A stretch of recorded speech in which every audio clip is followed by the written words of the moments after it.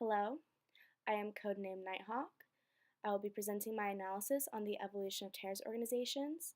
I was tasked to perform this for the United States Intelligence Analysis and Communication course at the Florida State University, aka PAD 4841.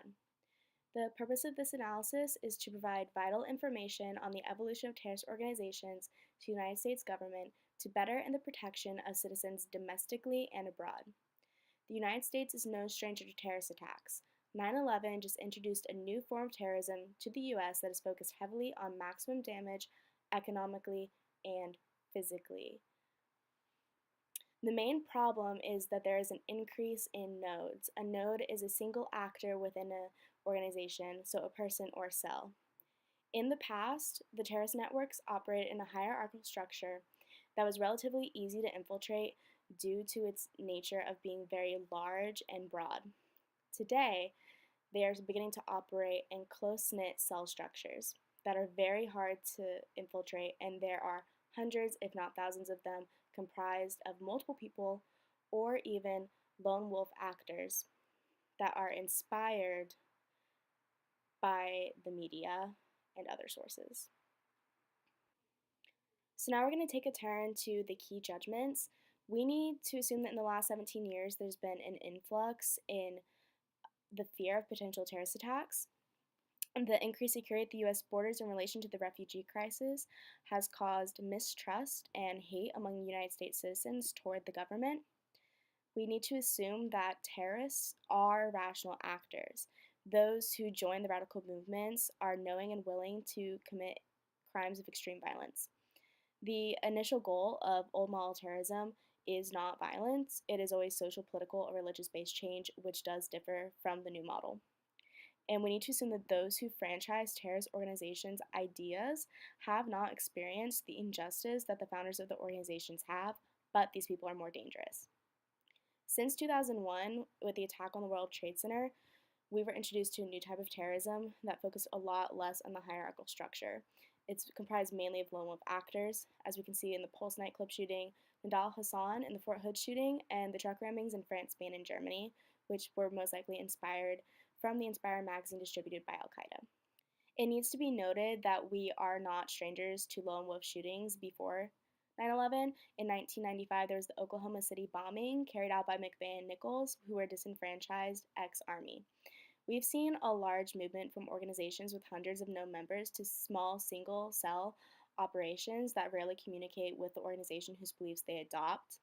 These cells are a lot more dangerous and they are willing to carry out the acts of extreme violence to garner attention and support from outside sources. So now we're going to move to some supportive data and we're going to focus on some background information.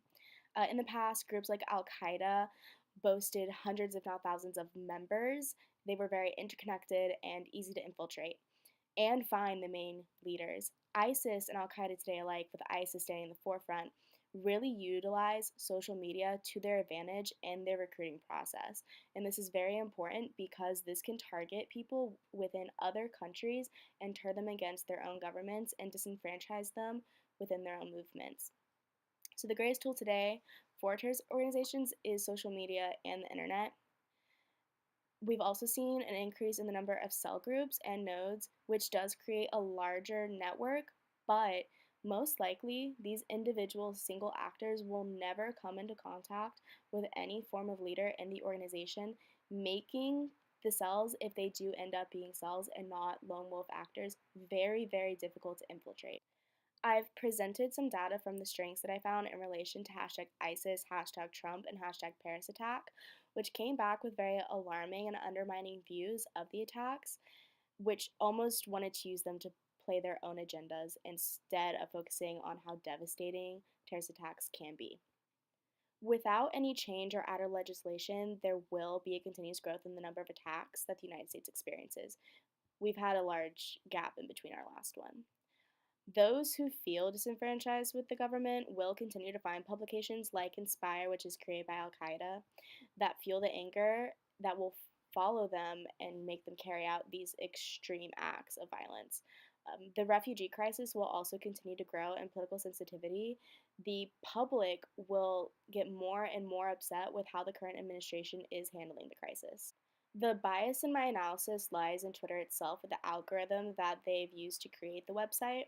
I used my own Twitter account instead of creating a new one to gather this information, which is my own fault, but it skews the data. And because of that, it presented holes or gaps. I was not presented with data that I thought I would be.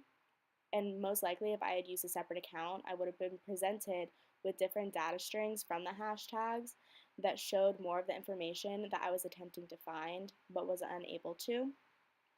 There was a lack of data found commenting directly on the organization of terrorist groups, and there was also a lack of data found directly correlating to the use of social media in ideological franchising recruitment. Thank you so much for listening to my analysis, and I hope you have a wonderful day.